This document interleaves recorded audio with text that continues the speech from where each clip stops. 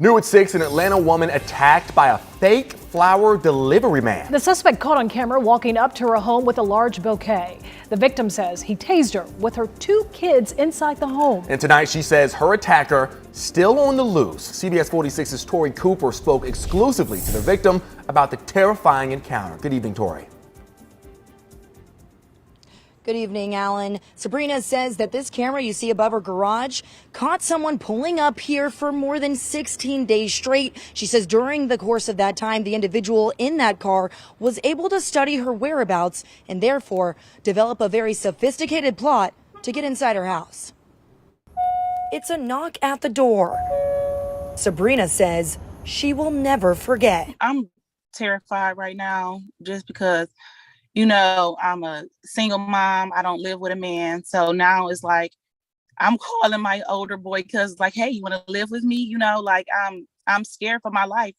Sabrina did not want to show her face out of fear that this man in a white shirt seen getting out of a white van with a bouquet of roses may recognize her in this interview. And I'm not a stupid female. I don't just let random people in my house. That seemed like a real home delivery guy. He at least paid $300 for those flowers.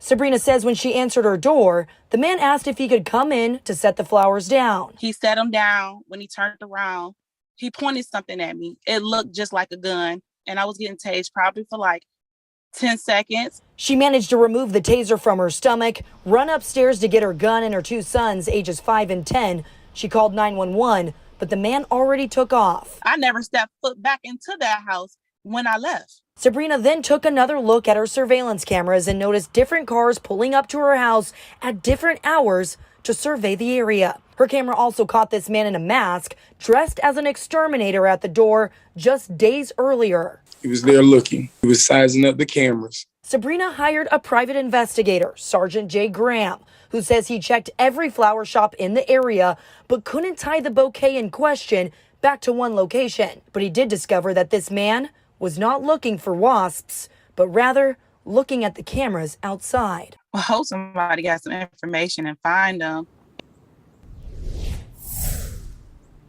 Now, Sabrina says the man was not wearing any gloves, and therefore she believes his fingerprints are likely still on that vase of flowers. Now, I reached out to the Atlanta Police Department to find out if they ever took any fingerprints, and they did not get back to us as of news time. Meanwhile, Sabrina says she's just hopeful that they can track this man down before he hurts anyone else.